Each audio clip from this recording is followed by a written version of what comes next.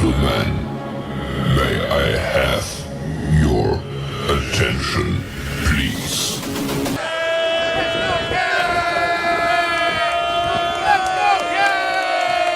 The show starts in 3, 2, 1, go.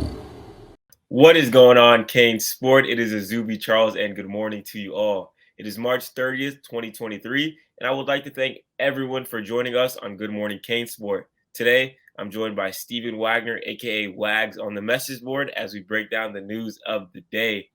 First up this morning in Miami Hurricanes news, the football team will return to practice this morning, so stay tuned for videos of the day's work, as well as news coming out of Green Tree Practice Field. We'll be speaking with a handful of position coaches, including wide receiver coach Kevin Beard, running back coach Tim Harris, offensive line coach Alex Mirabal, and new tight end coach Cody Woodall. So look for those stories later this morning. Steven, from a recruiting standpoint, what has been your impressions of what these, 2024, 2025 guys thinks of these new position coaches at Miami, like Coach Beard, Coach Harris, and Coach Woodall? I guess I'll start with Woodall. He really hasn't had a tremendous effect on the way that recruits, specifically tight end recruits, are kind of viewing Miami right now one way or the other. And I say that as a good thing because keep in mind, Stephen Field last year ended up taking two tremendous tight ends with Riley Williams and Jackson Carver. Jackson Carver is a hyper athletic guy who's a little bit more raw. He's kind of seen as a little bit of a development project coming out of high school, but certainly someone with a tremendous ceiling if they can ever, really piece everything together and unlock his full potential. Then Riley Williams, the number 2 overall tight end in last year's class. So keep in mind, Miami was recruiting the tight end position at a pretty high level already, and it doesn't look like very much is going to change with Woodall taking over for Stephen Field. He had basically kind of acted as the secondary recruiter for a lot of these tight ends off the field, really since Stephen Field arrived. He's been a guy who's had his fingers in a lot of pies as it pertains to recruiting. He's a guy that recruits respect a lot, and he's a guy who, in a lot of cases, has kind of acted as almost the primary recruiter for some of these kids. So Miami 100% is I think is in pretty good shape with the recruits Miami's in pretty good shape with the recruits that they already had coming in, with the recruits that they were already targeting. I don't really view very much changing on that front. Kevin Beard, he's a guy who, with his ties to South Florida, he's a name that a lot of kids already knew. He's a name that a lot of kids already respected. But what I'm kind of consistently finding with guys like Jeremiah Smith in particular is they want to see what Beard can do from a developmental standpoint. They want to see on-field results. The hype and the recruiting pitch and the connections are great, but for some of these guys, like Jeremiah Smith specifically, it's really going to take actually seeing Miami take that step forward next year in order for him to really go, okay, yeah, Kevin Beard is a guy who really can develop me.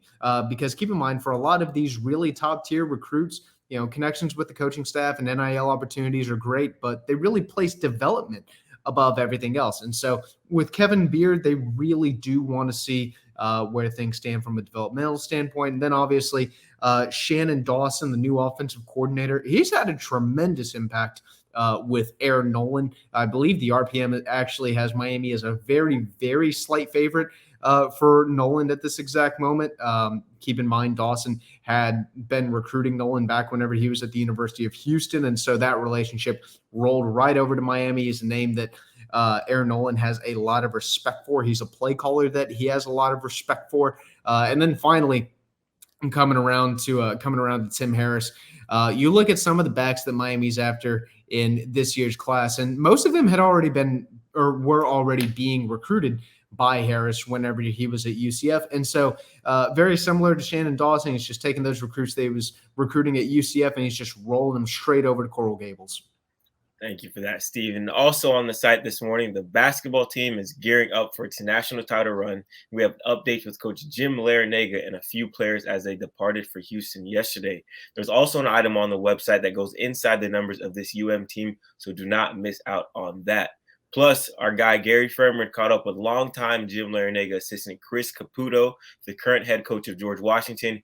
Gary spoke with him and got his impressions of this weekend, what he thinks about the matchup, and just where his head's at, what he thinks is going to happen this weekend against UConn and further on. So make sure to check out that conversation with Gary Furman and Chris Caputo. And to wrap up our basketball coverage this morning, longtime Hurricanes historian Jim Martz did an article on the men's basketball team chasing their first title. What he did was pretty cool. He took a look at the baseball team and the football team's chase to their first national title. Did a really good job with that. So make sure to check out Jim Martz feature on the Hurricanes chasing their first basketball championship. Now, time for our favorite part of the show, recruiting. A ton of news on the site this morning about recruiting. First off, we'll start with 2024 Tampa Catholic offensive lineman Eddie Pierre-Louis. Steven, it's hilarious. I saw a video of Luis. It's crazy. You rarely hear this. An offensive lineman that is the anchor for a 4x4 100-meter yard dash team. Big guy, really talented, really fast for his size. Steven, just what were your impressions after talking to Eddie Pierre-Louis? Yeah, real quick, just as an aside, Jim Martz, I didn't have the chance to meet him until we actually went down to Coral Gables for the first day of practice. And over the weekend, I was rewatching the 30 for 30 on the U Part 1.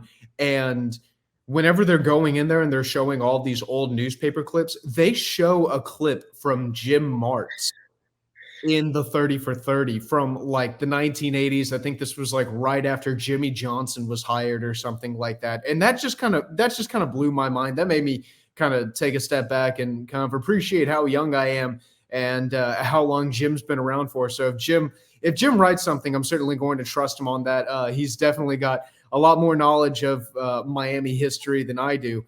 And I think I've got at least a decent understanding of it. But going back to recruiting, Eddie Pierre-Louis, 2024 offensive lineman from Tampa Catholic. Miami's recruiting him to play offensive guard. And you look at his profile, and he's like 6'3", 335, I think. And so in my mind, my expectations for, his build whenever I see him in person are not very tremendous. But then I see this kid, and the first thing that really pops out to me is he's 6'3" and 335 pounds, and he does not look fat. At all. This kid is like 6'3" and 335 pounds of muscle. And it just kind of takes you aback. Like, wow, like this kid is seriously strong. Like he just has like tremendous strength and really shocking athleticism too. And when I say shocking, I say it shockingly because keep in mind, this kid is 335 pounds. I remember when I was in college, I saw an offensive lineman one time who was 6'10" and 315 pounds. Eddie Pierre-Louis is bigger than that, or at least heavier than that guy. And he moves pretty freaking well too. Like you said, he's the anchor in his 4x4 100-yard or 100-meter dash team. And whenever I first heard that, my initial thought was, oh man, this must be like the Fat Man Relay or something like that. Because I remember we used to have the Fat Man Relay whenever I was in high school. Then you see the clip of him. No, this kid is fast. I mean, like legitimately fast. Like if you put him up against a wide receiver, he can most definitely hold his own. I mean, heck, if this whole offensive guard thing doesn't work out, who knows? Maybe he can play a little bit of slot or something along those lines. But very athletic guy. Miami's trending in the right direction with him. They've been maintaining weekly contact with Pierre-Louis. He's been in touch with Miami, or he's been building a relationship with Miami and with the program more generally since his freshman year, which you'll recall was actually under Manny Diaz. So he's been someone who the Hurricanes, more generally speaking, have had on their radar for some time. He was able to get down to campus this weekend. Miami really kind of opened his eyes a little bit. They told him that they kind of see him as an athletic guard that they can use on screen plays and in some man blocking schemes like on powers and counters, stuff like that. Really stuff where they're able to get him to pull, which I really did find kind of interesting because you look at Mario Cristobal's identity as his team's offensive run identities really since he's been a head coach, and he's pretty much been a pretty heavy zone run guy. And you look at Shannon Dawson and his history as a play caller, and he's also been a pretty heavy zone run guy. So that kind of made me wonder, is it possible that we might see a little bit of a change in offensive identity next year? Maybe, Miami be a little less vanilla with their run schemes. But that is a little bit of a side tangent. But overall, Eddie Pierre-Louis, I'd say Miami's in pretty decent shape with him. I wouldn't say tremendous shape, but I would say they're climbing in the right direction, and he definitely has real interest. Yeah, if you do have time this morning, if you want to have a quick laugh or kind of be surprised, I'm telling you, check out that Eddie Pierre-Louis video on the On3 Instagram of him running that 4x1 race. Switching over to the 2025 class, the initial 2025 On 300 rankings released, and we broke down a few notable names on that list. Steven, I'll start first with two guys that I really like, and I feel like Miami really, really should prioritize in that 2024 class. Start on the offensive side of the ball, 2025 wide receiver from Cardinal Newman in West Palm Beach, Nashawn Montgomery. He's a guy that's visited Miami a handful of times and is really making a name for himself on the 7-on-7 circuit this spring. He's a 4-star guy, I believe 70th in the class, and a 6'3", great size for a wide receiver, great hands, and a guy that I really like, impressed with what he does on the field as well as off the field. So that's one guy that I like in that 2025 ranking. As well, on the defensive side of the ball, I'd go with Armando Blunt out of Miami Central. I spoke with Garrett about this. It's funny. Miami Central loses Ruben Bain, and they get Armando Blunt right after. So it's like, hey, the rich get richer. He's a very talented guy that was also on campus this past weekend that Miami is really, really high on. So, Steven, out of all those guys in that 2025 class that Miami is targeting, who are two guys that really stand out to you? Well, kind of the first names that really came to my mind were Armando Blunt and Nashawn Montgomery. Montgomery specifically because of how much his stock has skyrocketed really since the start of the 2023 year. He's a guy who's picking up a lot of interest from a lot of different programs and very, very quickly. He's a very fast riser who I think is going to be a big name to know by the time that the 2025 cycle actually rolls around, and it's something that is right there in front of us. But a few other names to know, kind of scrolling through the list here. Ben Hanks Jr., kid out of Booker T. Washington. He's a 4-star cornerback. He was actually in Coral Gables last week for a visit. By all means, it seems that visit did go pretty well, more generally speaking. TJ Alford, another kid, 4-star linebacker out of Port St. Lucie, John Carroll. He's the number 136 overall national recruit. He actually made his way back to Miami this past weekend for his second trip to Coral Gables in 3 weeks. And he told me, he'd like to go ahead and get back sometime for another unofficial visit over the summer, and then maybe even come out and see a game in the fall. So we're talking about a kid potentially taking up to 4 visits at least to Miami in the 2023 calendar year. I think any time that Miami is getting a South Florida kid or a Florida kid more generally to Coral Gables, getting them out to games, I love the chances that Miami has with those guys. And then one last guy on here that kind of caught my attention was Austin Simmons, 4-star quarterback out of Pahokee, Florida, two-sport athlete, really good baseball player too. So he's a football, baseball star. He's been out to Miami a couple times, really, really likes the Canes. And he could be someone who I could see Miami kind of locking in on by the time that 2025 rolls around, just because, strictly thinking that Miami probably will end up taking at least one quarterback next year, just because in this day and age, you really can't afford not to take a quarterback in a recruiting class. So going at that rate, I would say, Austin Simmons may be a little bit of a way too early name to watch as well. Sure. And then one thing that I noticed while kind of scrolling through that list as well is not too many South Florida guys in that top 100. You don't see too many skill guys. I know in the 2024 class, we have guys, number 2 receiver in the country, Jeremiah Smith, number 15 or so, JoJo Trader, Chance Robinson shortly after. But this 2025 list, not too many big kind of skill positions from South Florida. When I initially saw that, I was kind of shook my head a little bit, but I just thought, hey, initial rankings, we've got a whole nother year, a whole nother, cycle until these guys are, officially the number one guys on big boards. So, Steven, is that something you take concern to, not seeing as many South Florida guys in that top 100, top 150 range? Quite frankly, it kind of surprised me.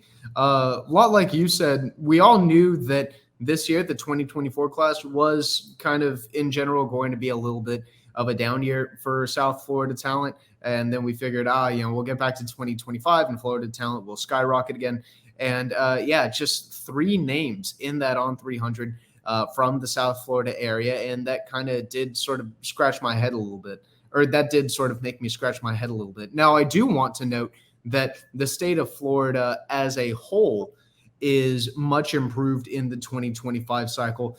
They're going from the state with the 4th most on 300 recruits in 2024 to the state with the 2nd most on 300 recruits in 2025. They're only behind Texas. I believe Texas has 54 and Florida has 39. So the state of Florida is definitely a little bit up. But I wouldn't put a tremendous amount of concern on kind of the way that these rankings look. Remember that we are evaluating high school sophomores at this point. So there is a ton of time for these kids to develop, and there are going to be a lot of rankings updates in the future. Keep in mind, this was also something that was built on the top 100 watch list that was released back in August for a lot of these 2025 kids. So there's a lot more film to be gathered, and there are a lot more camps to go to for these 2025 kids. So don't think that we are done with this class by a long shot. For sure. Thank you for that, Steven. And as always, make sure to keep your eyes on the site for any breaking news or any things that may come in. And that is all that we have for this episode of Good Morning CaneSport. I'd like to thank everyone for joining us to kick off your day and hope you enjoyed. If you like today's show, make sure to leave a big thumbs up and subscribe to the channel and the website CaneSport.com if you already haven't. For Steven Wagner, I'm Azubi Charles. Have a great rest of your morning.